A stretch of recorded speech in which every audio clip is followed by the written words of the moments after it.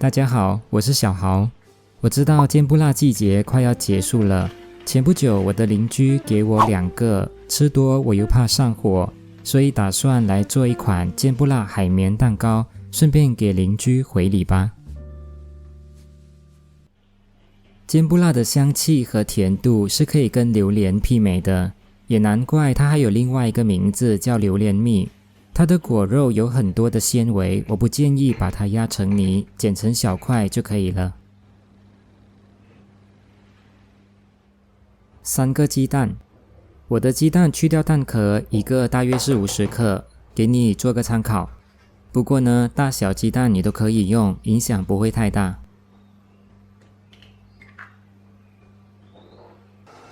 准备一锅热水，水量不用太多。这一锅热水一共有2个作用。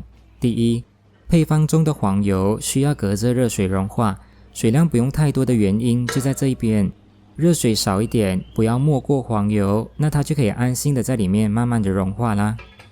第二，我们要利用蒸汽来稍微加热鸡蛋。全蛋打法对鸡蛋的温度有一定的要求，40度左右最合适，打发效率也比较高。我已经减糖了，正常糖量应该是90克。大幅减糖会有什么后果？蛋糊肯定是首当其冲的。少了糖的保护，蛋糊特别容易消泡，所以我们需要把蛋糊打硬一点。通常高速打了5分钟，蛋糊的颜色就会变白，体积发到原来的3倍大。随便画一些图案也不会那么快消失。但是千万不要被这时候的状态给骗了。我会建议用低速继续再打，从头到尾整个搅打过程至少10分钟。打久一点，蛋糊会变得比较硬，比较稳定，后面一连串搅拌面粉的动作，蛋糊也就不容易消泡啦。这时候的纹路更加立体，维持不消失的时间也更长，这样的状态才可以。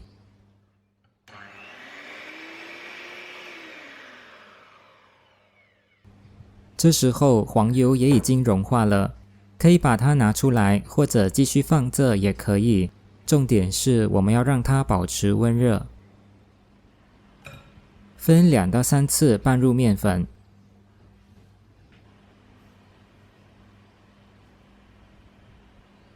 加半茶匙的泡打粉可以帮助蛋糕膨发。打发到位的蛋糊有足够的支撑力，面粉都是被撑在上面的。用蛋抽轻轻的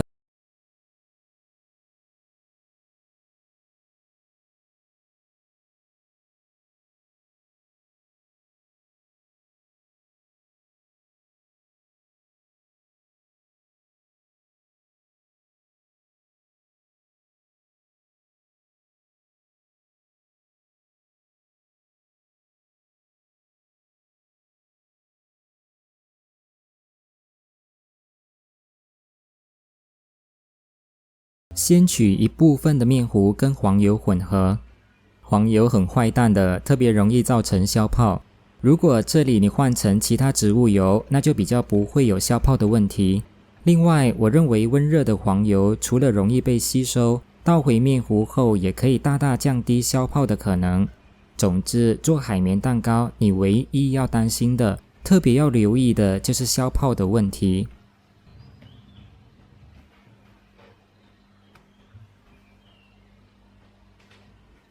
这是一个6寸的戚风活底模具，旁边垫上烘焙纸，方便脱模。震掉大气泡，送入预热好的烤箱，170度烤45分钟。蛋糕出炉，马上脱模，避免里面的热气把蛋糕泡湿。撕开烘焙纸放凉。其实这款海绵蛋糕我失败过1次，接下来就要跟大家分享这一次的失败案例。前面有说了，做海绵蛋糕你唯一要留意的就是面糊有没有严重消泡，这是成败的关键。蛋糊有打10分钟左右呢，基本上就及格了。原本我根据香蕉海绵蛋糕的做法，这时候就加入果肉，结果悲剧就这样发生了。坚布拉果肉跟香蕉不同，它有很多的纤维组织，没有办法跟蛋糊混合均匀。你看，打蛋头上还挂满了丝状的果肉，我想应该是这些果肉随着打蛋头转啊转的，蛋糊才会消泡变稀的吧。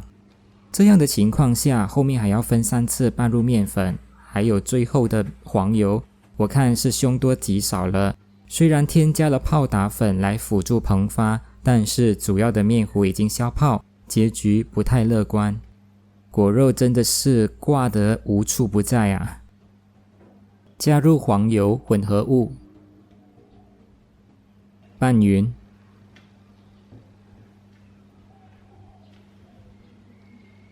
看吧，大小气泡不断的在破裂给你看，面糊已经严重消泡。这样带来最直接的一个后果就是面糊变稀，体积大减。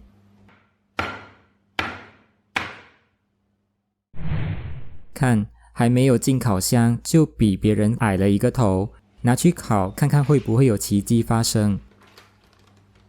果然就是个矮子。